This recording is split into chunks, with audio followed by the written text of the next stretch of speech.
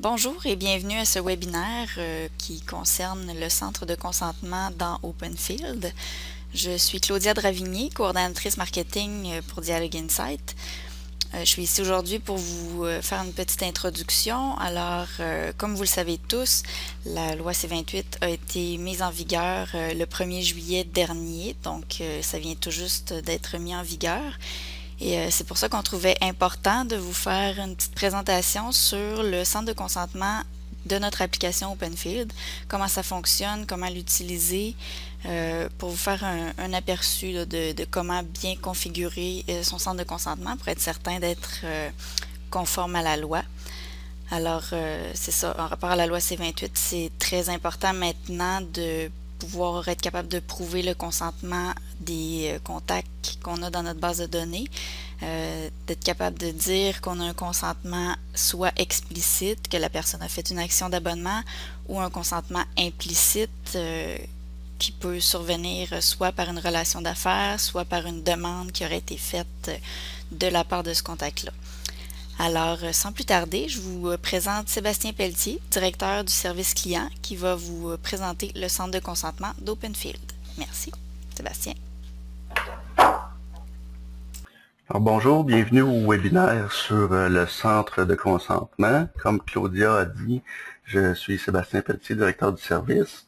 Je vais vous présenter notre centre de consentement, mais pour débuter, je vais expliquer un petit peu, faire la récapitulation. Pourquoi un centre de consentement? Dans le fond, on veut un centre de consentement pour conserver une preuve que le contact est abonné, a explicitement dit oui, je veux recevoir vos communications. Donc, avec ça, dans OpenField, on conserve la preuve. On conserve aussi l'historique des consentements, contrairement à sans centre de consentement qu'on utilise seulement des champs de projet. Donc, on a un historique de consentement. À telle date, la personne s'est abonnée de telle façon et s'est désabonnée aussi de telle façon. On a tout l'historique, donc on peut prouver, si on a une plainte, que le contact, c'est lui qui a fait l'action de s'abonner ou se désabonner. Aussi, le centre de consentement permet de s'assurer d'envoyer au bon contact. Donc, selon la configuration qu'on a fait dans le système, quand la configuration est bonne, le système n'enverra pas de courriel au mauvais contact, seulement au bon contact. Tout ça, le centre de consentement va affecter aussi votre manière de fonctionner avec OpenField. Ça veut dire que ça va affecter la manière que vous faites des imports de fichiers, vos formulaires d'abonnement et de mise à jour qu'il va falloir modifier un peu pour tenir compte du nouveau champ d'abonnement qu'on va s'être créé dans le centre de consentement. Ça va affecter aussi les formulaires de désabonnement. Donc, sur désabonnement, au lieu de désactiver la fiche contact au complet, ça va désabonner plutôt les gens à leur abonnement. Et pour ceux qui utilisent les web services, c'est possible aussi de gérer les champs de consentement avec les web services. Je vais donner des exemples tout à l'heure pour les imports. Maintenant, ce que je vais montrer, c'est sur le système directement, ça va être un petit peu plus pratique, comment que c'est configuré, comment qu'on utilise ça. Donc, présentement, vous voyez mon écran, je suis dans la section des messages. Donc, un message, quand on en crée un, on n'a pas le choix, on doit sélectionner un type de communication ici. Donc, nos types de communication, on les voit ici et je vois ma configuration aussi. Donc, je vois mon nom de ma communication, infolette hebdomadaire. Je vois que j'ai un abonnement dessus de configurer. Donc, les contacts doivent être abonnés à infolettre hebdomadaire ou que le contact soit un membre de notre compagnie ou de notre association. Donc, ça a été configuré. C'est l'exemple qui a été configuré ici. Ensuite, j'ai d'autres types que je peux avoir, infolette hebdomadaire abonnement. Donc, ce type de communication-là, ainsi que administratif, tout le monde peut recevoir des communications. Il n'y a aucun filtre dessus pour envoyer au bon contact. Donc, c'est un petit peu plus dangereux. Il faut faire attention quand on sélectionne notre type de communication de notre message. Et ici, j'ai un autre type que lui, c'est juste pour mes membres que je veux envoyer. Ça n'envoie ça là. Donc, on va aller voir la configuration du type de communication infolette hebdomadaire, comment ça fonctionne.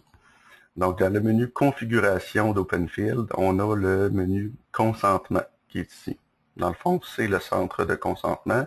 À partir de cette interface-là, on peut tout faire notre configuration de nos types de communication, de nos champs d'abonnement, nos consentements explicites, de nos consentements implicites et des interceptions que je vais parler tout à l'heure.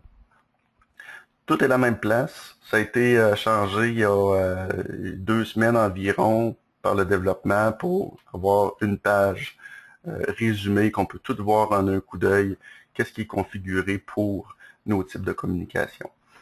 Donc ici, on veut s'ajouter un abonnement, par exemple. Donc j'en ai ajouté un ici, une infolette hebdomadaire. C'est le même principe que se rajouter un champ dans un projet. On ajoute un abonnement, on lui donne un code pour le système et une étiquette qui identifie c'est quoi, infolette hebdomadaire. Et on fait ajouter. Si on a notre projet en plusieurs langues, on va pouvoir spécifier une étiquette différente par langue de projet. Je peux créer autant de champs d'abonnement que je veux, il n'y a aucun problème. Ensuite, j'ai mes consentements implicites. Donc, lui est un petit peu plus complexe à faire. On crée un consentement, on lui donne un nom et un code, de la même façon que l'infolette hebdomadaire, mais la suite, il y a un petit peu plus de configuration. On va aller voir les membres, c'est quoi. Donc, mon consentement implicite membre, on a des règles afin que le contact corresponde au consentement implicite pour recevoir. Donc, ce que j'ai dit ici, ma règle, c'est que le contact, dans sa fiche contact, il doit être membre. Donc, j'ai un champ dans ma fiche contact qui identifie oui ou non est-ce qu'il est membre. Donc, le contact doit être membre et je lui dis, à partir du champ d'une date de renouvellement membre, pour une période de 24 mois, j'ai le droit de communiquer avec cette personne-là. Donc, ici, c'est des règles internes à vous, selon vos communications que vous faites avec vos gens. Donc, vous pouvez décider 12 mois, 24 mois. Ici, ça pourrait être une règle, droit de communiquer après une transaction, par exemple. Il a acheté quelque chose en ligne sur votre site web et puis OpenField lui envoie des courriels. Donc, on pourrait avoir une règle de transaction pour une période de 12 mois ou 24 mois après la date de sa transaction. J'ai le droit de communiquer avec lui pour à propos de son achat, dans le fond. Donc, on pourrait se faire un consentement implicite avec ça. Donc, ici, l'exemple, c'est un membre pour une période de 24 mois. Donc, dans sa fiche contact, je sais sa date de renouvellement. Après 24 mois, ça va expirer et puis il ne correspondra plus à mon consentement implicite.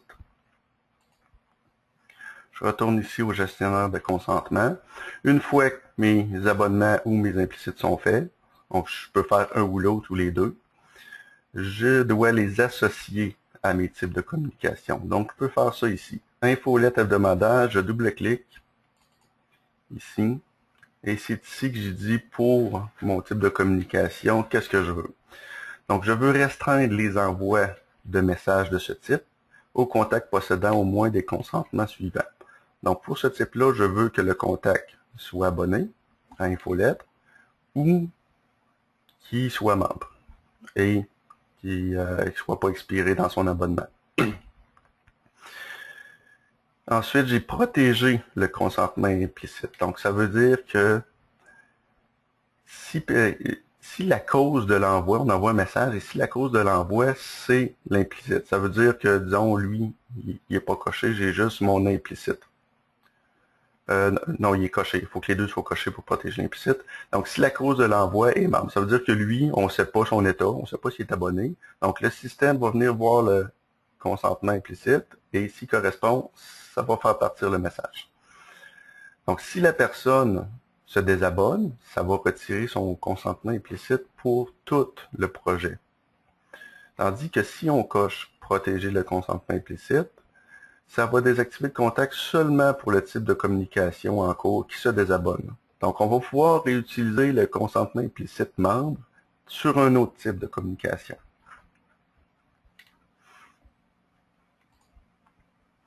Donc, je coche mes abonnements ici et ma configuration est faite. Maintenant, si je fais un message avec ce type infolette hebdomadaire, je pourrais décider, au lieu de me faire un groupe de contacts qui va cibler juste les abonnés à infolette hebdomadaire, je pourrais dire, j'envoie toute la liste et le système va s'occuper de filtrer les contacts envoyés au bon contact dans le fond, selon leur abonnement. Mais moi, je vous recommande quand même de faire des groupes de contacts comme avant, des groupes de contacts que vous ciblez les gens que vous voulez pour envoyer, parce que c'est plus clair après dans les statistiques aussi. On sait que tel message a été envoyé à tel groupe à telle heure. C'est plus clair pour vous. Mais c'est une protection dans le fond, le type de communication. Si on fait une erreur, le système va s'occuper d'envoyer juste au bon contact. Ensuite, la configuration qu'on a aussi pour un type de communication, c'est l'interception. L'interception, ça, c'est une manière d'obtenir le consentement du contact. C'est-à-dire que quand on envoie un bulletin, par exemple, il y a un paquet de liens qu'on met pour aller sur notre site web. Donc, l'interception, ça va être une page intermédiaire entre le lien que la personne clique. La personne s'attend d'arriver sur votre site web, par exemple. Donc, il va y avoir une page juste avant qui va apparaître à son écran pour l'intercepter. Ça va lui demander, vous êtes abonné à notre liste, voulez-vous continuer de recevoir nos communications? Et là, ça va lui offrir deux boutons. Un bouton oui, j'accepte. Donc, s'il fait oui, j'accepte dans sa fiche contact, on va voir le consentement. Oui, il a accepté par un intercepteur à telle date, etc. On va voir ça dans son historique. Et il va y avoir un autre bouton qui va dire, me le redemander plus tard. Et là, on peut configurer ça. Donc, on va aller voir à quoi ça ressemble à une interception. Donc, ce que je dis, c'est pour ce type de communication-là, j'active l'interception et pour quel champ je l'active. Donc, je l'active pour infolette hebdomadaire. Ce que ça veut dire, c'est que j'envoie à mes contacts qui n'ont pas d'état encore sur l'infolette hebdomadaire. On ne sait pas s'ils sont abonnés ou désabonnés, ils sont sans état. Donc, ces contacts-là vont être interceptés. Ils sont interceptés seulement s'ils sont sans état. Donc là, on fait ça. Et délai avant la prochaine interception, habituellement, on met un délai de 48 heures. C'est vous qui décidez. Donc, quand les gens cliquent sur le bouton « Me le redemander plus tard », on attend 48 heures pour le refaire apparaître s'ils recliquent sur un lien. Pour pas que ça apparaisse à chaque fois qu'ils cliquent sur un lien.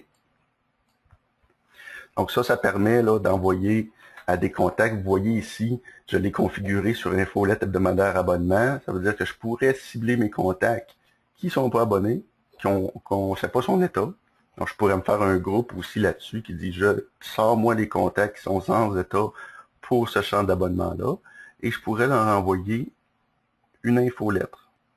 Et quand les gens cliquent, ils vont être interceptés et on va voir notre nombre d'abonnés à notre champ de consentement augmenter parce que les gens, souvent, y acceptent. Et puis, l'interception, c'est configurable par vous aussi. Donc, c'est un petit peu plus avancé. Par contre, si vous avez un intégrateur ou un programmeur qui pourrait vous aider ou si vous connaissez le code HTML, en haut de la page ici, formulaire d'interception, c'est là qu'on peut configurer l'affichage de la page web, parce que c'est une page web qui apparaît dans le fond entre la destination du lien et puis le clic. Donc ici, c'est une page web. La page web, vous pouvez faire ce que vous voulez, c'est une page web. Mais ce qui est important, c'est les options qui sont offertes au contact. Donc, abonnement, oui, j'accepte de continuer de recevoir. On a des exemples ici de programmation qu'on peut mettre. Donc, ici, on a un exemple d'un lien. Oui, je confirme mon abonnement et on met le code ici qui permet à notre système de mettre oui, il est abonné dans sa fiche contact. Donc, un exemple pour un bouton, un exemple JavaScript. Donc, on a l'abonnement. Le désabonnement, on s'en sert pas habituellement. On n'offre pas aux gens de se désabonner dans un intercepteur. Les options qu'on offre, c'est l'abonnement et me demander plus tard. Donc, ici, on peut gérer l'interception et l'affichage des interceptions de cette manière-là.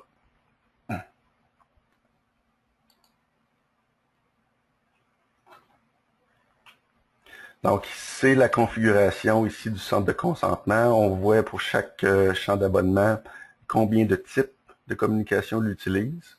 Ici, j'en ai deux. Vous voyez, deux types de communication qu'il utilise. Ici, j'en ai juste un. Donc, ça nous donne un aperçu d'ensemble de nos configurations. Maintenant, je vais vous montrer aussi à quoi ça ressemble ces abonnements-là dans une fiche contact. Donc, dans une fiche contact, je vais aller en chercher une au hasard.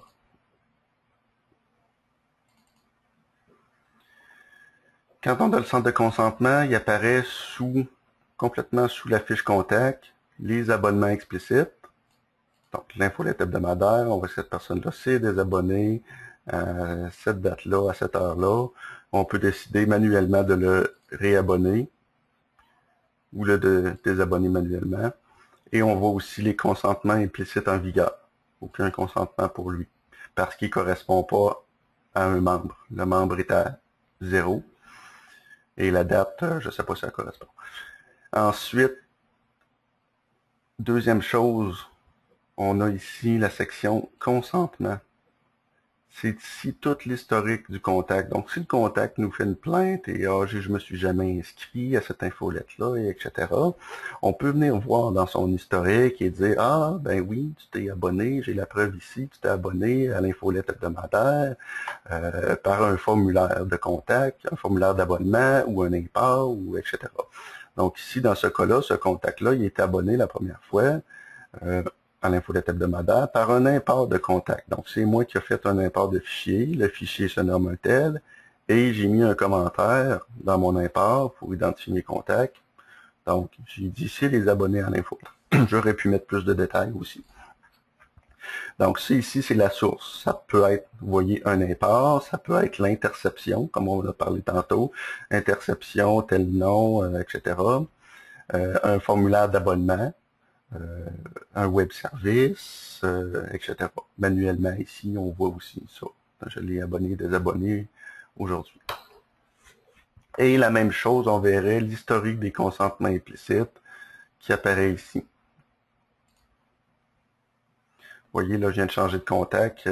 J'en ai un consentement implicite. Donc, lui, par un import de contact, je l'ai abonné au consentement implicite. Je ne l'ai pas abonné, dans le fond. Il correspond à mes critères de mon consentement implicite. Et on voit l'expiration en 2015 ici, de son consentement. Donc lui, si on va voir dans sa fiche, en plus d'être abonné, il a son consentement. Ce qui est important à savoir, c'est que si le contact est désabonné, ça va aussi l'empêcher de recevoir les consentements implicites. Donc ça, c'est pour une fiche contact. Maintenant, on peut utiliser nos groupes. Aussi, ici, dans le contact, on a nos groupes, comme la plupart sont habitués de faire pour ceux qui utilisent notre système. On peut se faire des groupes qui vont cibler selon les critères de nos abonnements et de nos consentements implicites. Donc, j'ai fait un exemple ici. J'ai un groupe pour seulement mes abonnés, mais vraiment mes abonnés à mon champ de consentement.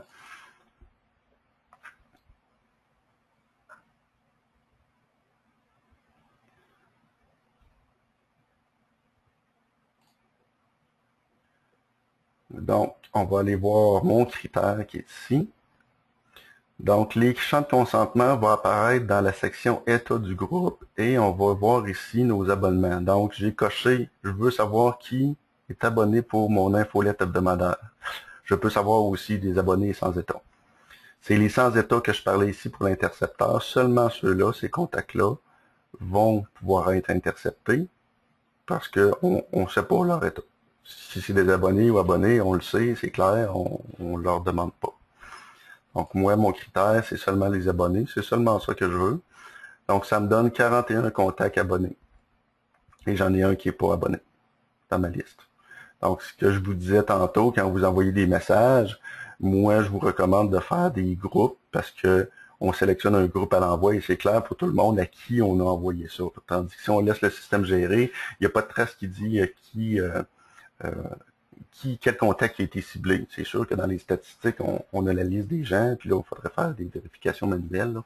Mais ça va vous sauver du temps si vous faites des groupes quand même. Ensuite, j'ai les pas encore abonnés. Donc, lui, ça va être sans état.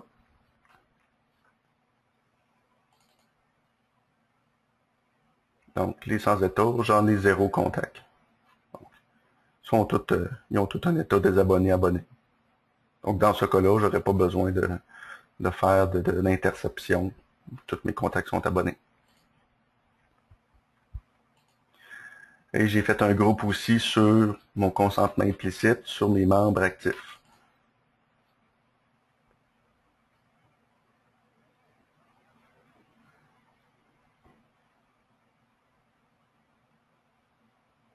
Donc là, mon critère à la même place dans l'onglet État. OK.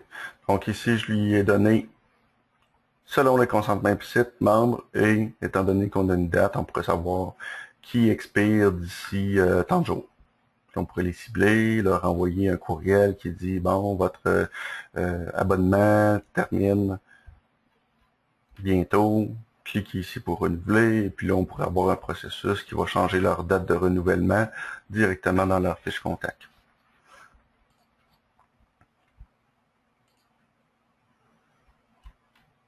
Ensuite, ça va affecter aussi les imports. Je vais vous montrer un exemple d'import. La seule différence qu'il y a, c'est pas grand-chose.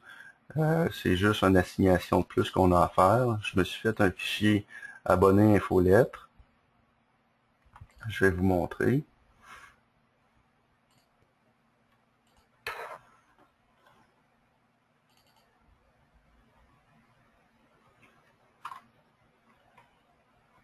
Donc ici, ça va être le même principe que d'habitude. On a nos colonnes avec nos informations. Et ce que j'ai de plus dans le fond, c'est une colonne pour mon abonnement, oui ou non, un 0 s'il est abonné. Et la date. Je dois toujours avoir une date associée à ça qui dit, lui, il est abonné à telle date. Sa date effective d'abonnement, c'est ça. Ou la date de désabonnement, c'est ça. Il y en a quelques-uns qui n'en ont pas. Je vais vous montrer comment gérer ça. Et ici, j'ai pour mon membre, il est-tu membre ou non, puis date de renouvellement. Donc, c'est des données supplémentaires que je dois avoir pour mes contacts. Maintenant, à l'import, ça reste un peu le même principe. On sélectionne notre fichier. On le transfère au système.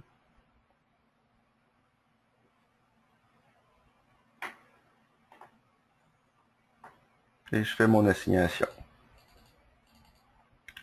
La différence, c'est ici. Je vais avoir maintenant mes champs d'abonnement et mes champs implicites. Donc, j'assigne tout simplement ça. Et j'assigne aussi ma date effective pour mon infolettre.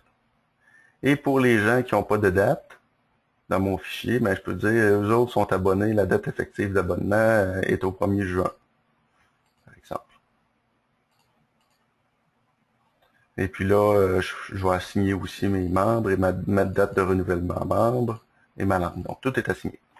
Maintenant, je dois décrire mon fichier. C'est ici, tout à l'heure, qu'on voyait dans ma fiche contact, la description.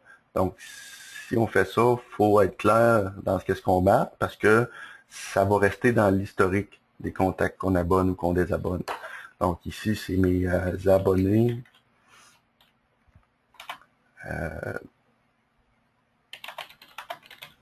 Abonnés du site web. Et puis là, je fais continuer.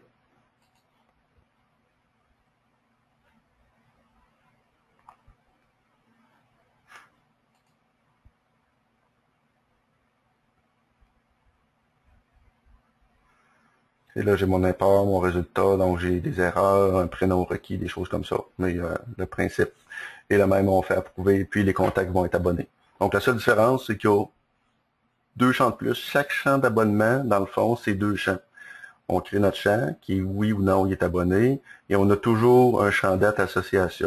Et ce champ date-là peut être exporté avec nos contacts quand on les exporte.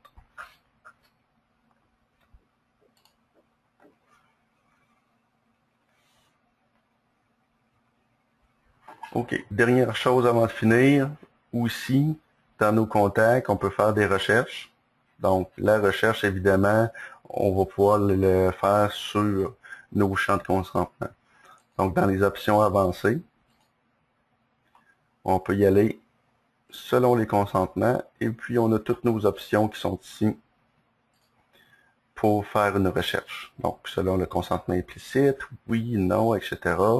Donc, je pourrais dire, je veux mes abonnés comme ça. Je fais rechercher et j'ai ma liste des abonnés. Puis là, je pourrais décider de exporter ces contacts-là pour les mettre dans mon système ou faire le traitement que j'ai besoin. Et puis, quand on exporte le fichier, évidemment, la donnée est supposée être dans notre fichier. On va aller vérifier. Donc, j'ai les données du contact, j'ai mon membre, j'ai l'infolettre hebdo qui dit oui ou non, il est abonné. Donc, mes contacts sont tous abonnés. Mais par contre, ça n'exporte pas la date de l'infolettre hebdo, étant donné que il y a beaucoup d'historique, il y a beaucoup d'entrées dans le système. On ne sait pas quelle date est la bonne à l'export. Je pourrais faire vérifier ça de mon côté, si c'est une erreur ou c'est vraiment ça, il n'y a pas de date. Mais ça donne l'état d'abonnement actuel, dans le fond, de l'infolette hebdomadaire. Et là, on voit les autres ici, est-ce qu'ils sont membres ou non, avec leur date.